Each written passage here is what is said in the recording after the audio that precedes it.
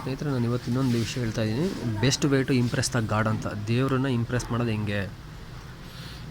Simple logic ನೋಡಿ. ಈಗ ಅಪ್ಪ ಅಮ್ಮ ಮಕ್ಕಳನ್ನ ಹೆಂಗೆ ಇಂಪ್ರೆಸ್ ಮಾಡ್ಬೋದು ಹೇಳಿ?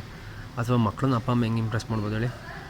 ಮಕ್ಕಳು ಚೆನ್ನಾಗಿ ಓದಿ ಚೆನ್ನಾಗಿ ದುಡಿದು ಅಪ್ಪಂಗಿಂತ ದೊಡ್ಡ ಕೆಲಸಕ್ಕೆ ಸೇರಿಕೊಂಡ್ರೆ ಅಪ್ಪ ಅಮ್ಮ ಖುಷಿ ಪಡ್ತಾರೆ, ಕರೆಕ್ಟ್ ಅಲ್ವಾ? ಅದೇ ರೀತಿ ಅಪ್ಪ ಅಮ್ಮ ಮಕ್ಕಳಿಗೆ ಕೇಳಿದೆಲ್ಲ ಕೊಡಿಸಿ ಅವ್ರನ್ನ ಚೆನ್ನಾಗಿ ಸಾಕಿ ಅವ್ರಿಗೆ ಒಳ್ಳೆ ಬುದ್ಧಿ ಕೊಟ್ಟು ಚೆನ್ನಾಗಿ ನೋಡಿಕೊಂಡ್ರೆ ಅವಾಗ ಅಪ್ಪ ಅಮ್ಮನೂ ಮಕ್ಕಳೂ ರಿಲೇಷನ್ಶಿಪ್ ಚೆನ್ನಾಗಿರುತ್ತೆ. ಪ್ಲಸ್ ಮಕ್ಳಿಗೂ ಖುಷಿ ಬರುತ್ತೆ. ಅವರು ದೊಡ್ಡವರಾದಮೇಲೆ ಓಕೆ, ನಮ್ಮ ಅಪ್ಪ ಅಮ್ಮ ನಮ್ಗೆ ಒಳ್ಳೆ ಇದನ್ನು ಕೊಟ್ರಪ್ಪ ಅನ್ನೋ ಒಂದು ಗ್ರ್ಯಾಟಿಟ್ಯೂಡ್ ಫೀಲ್ ಭಾಳ ಬರುತ್ತೆ. ಸೇಮ್ ಇದೇ ರಿಲೇಷನ್ಶಿಪ್ಪು ದೇವ್ರ ಜೊತೆ ದೇವ್ರ ಅಥವಾ ನೇಚರ್ ಜೊತೆ ವರ್ಕ್ ಆಗುತ್ತೆ.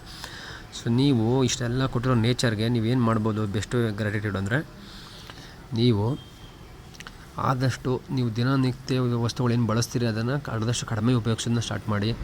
ಪ್ಲಾಸ್ಟಿಕ್ನ ಜಾಸ್ತಿ ಉಪಯೋಗಿಸ್ಬೇಡಿ.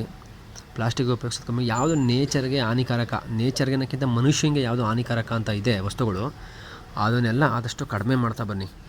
ಕೆಟ್ಟ ಚಟಗಳು, ಈ ಕುಡಿಯೋದು, ತಿನ್ನೋದು, ಹಾಳು ಮುಳು ಅದು. ಆಮೇಲೆ ಆದಷ್ಟು ನಾನ್ ವೆಜ್ ತಿನ್ನೋರಿದ್ದರೆ ನಾನ್ ವೆಜ್ ತಿನ್ನೋದನ್ನು ಆದಷ್ಟು ಕಡಿಮೆ ಮಾಡ್ತಾ ಬನ್ನಿ. ಯಾಕೆಂದರೆ ಅದು ಪ್ರಾಣಿ ಹಿಂಸೆ ಮಾಡಿ ನಾವು ತಿನ್ನೋವಂಥದ್ದು, ಆಯಿತಾ? ಆಮೇಲೆ ಅದು ಬಿಟ್ಟರೆ ನೀವು ಬೆಸ್ಟು ನಾನು ಅನ್ನೋದನ್ನು ಸ್ವಲ್ಪ ಕಡಿಮೆ ಮಾಡಬೇಕು. ಅಹಂಕಾರ ಭಾವವನ್ನು ನಾವು ಆದಷ್ಟು ಕಡಿಮೆ ಮಾಡೋಕ್ಕೆ ಪ್ರಯತ್ನ ಪಡಬೇಕು. ಇವೆಲ್ಲ ಓವರ್ನೈಟ್ ಮಾಡ್ಕೊಳಕ್ಕಾಗಲ್ಲ, ಕಮ್ಮಿ. ಆಮೇಲೆ ಹೊಟ್ಟೆ ಕಿಚ್ಚು ಪಡೋವಂಥದ್ದು, ಬೇರೆಯವರು ಚೆನ್ನಾಗಿ ಇದ್ದಾರೆ ಅಂದರೆ ಅವ್ರು ನೋಡಿ ಹೊಟ್ಟೆ ಕಿಚ್ಚು ಪಡೋದ್ರ ಬದಲು ಅವ್ರು ಚೆನ್ನಾಗಿದ್ದಾರಪ್ಪ, ನಾನು ಅವ್ರ ಥರ ಆಗಬೇಕು, ನನಗೂ ಅವ್ರ ಥರ ಆಗೋಕ್ಕೆ ನನಗೆ ಬುದ್ಧಿ ಸಿಗಲಿ, ಆ ಥರ ಆ ಮೈಂಡ್ಸೆಟ್ಟನ್ನು ಚೇಂಜ್ ಮಾಡ್ಕೊಳ್ಳಿ.